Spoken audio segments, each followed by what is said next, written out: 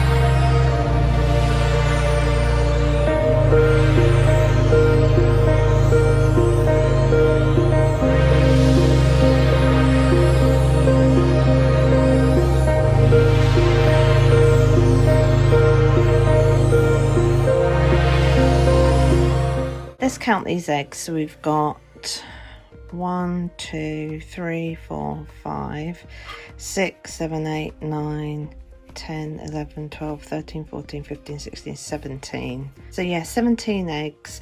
So she had, I think it was something like 22 last year, but she's got 17 this year. So yeah, I'm going to get on and just candle them and see if there's anything in them. So what I'm going to do now is, even though these eggs are probably infertile, someone said just to like candle them and see if there's anything in them. So what I'm going to do is put on my torch on my phone, because it's really bright. I'll just have a look. So basically you just put the egg over the light, and you can see whether there's any veins or anything like that in there, but I can't actually see anything in there. And this one's quite a sort of healthy-ish looking egg, so let's get another one. Now this is a prime, excuse the plaster on my finger, this is a prime example of a healthy-ish looking egg and a slug. Most slugs will probably end up looking this beige colour, and the healthier eggs should be white and full. Now eggs that have been fertilized, they should all be this sort of color, this white and full and all the rest of it. And you know that generally the dud ones will be that beige color, and they will be smaller and maybe a bit shriveled. So anyway, we'll just have a look and see. I think I can't see veins, but I can see bits of moss through that. And then this, I'll try and bring it up a bit closer. You can't see anything at all in that, I don't think. Or can I? I'm not quite sure. I mean, it does look like there's some veins, so it's a possibility, but let's have another look. Okay, I've got two okay-ish looking ones. So just having a look there.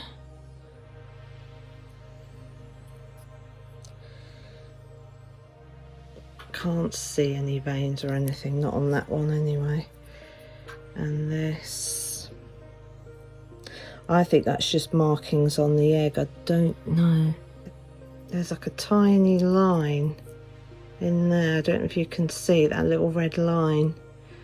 So I don't know. It's a possibility. That does look like a vein a little bit. It's hard to pick it up on camera. I think that's the best I can do, trying to keep really still.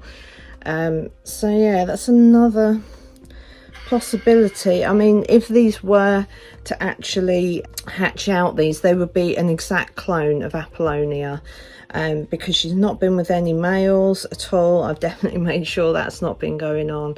So yeah, there's another egg here, which I'm trying to really gently sort of separate. See, that looks like it might have some veins as well. I don't know if you can see that. It's hard to tell. But anyway, so there are a few healthy eggs. As I say, these darker coloured ones, they really shouldn't have anything in them, because as I say, they're just slug eggs. They're blatantly, you know, not fertilised or anything like that. I mean, as I say, I'll give it another go and just see if there's anything in that. It's so bright on this camera, I can't really pick it up, but I can tell you that there's not anything. So yeah, what I'm going to do is I'm going to get some advice online and just see what to sort of do with these eggs and stuff, and just see what other people think before possibly incubating them. I've done it once before. Last year I threw the eggs away, but this year I might, I don't know, keep some of the real white ones. But yeah, so I think that's her laid for now. She's been sort of, I've left her for a good few hours and I've checked her body, there's nothing left in her. So yeah, that's this year's clutch from Apollonia. I've put these eggs inside of two little boxes with some slightly dampened moss. I was told to do that because I showed some photos of the eggs to one of my friends, and he said that a couple of them look like they've got veins in. So I've just decided to put the good eggs, as it were, the whiter ones, in amongst this damp moss and on a heat mat at about 28 degrees. So yeah, so we'll just kind of see how they get on, and I'll mist them from time to time, but that's it for now.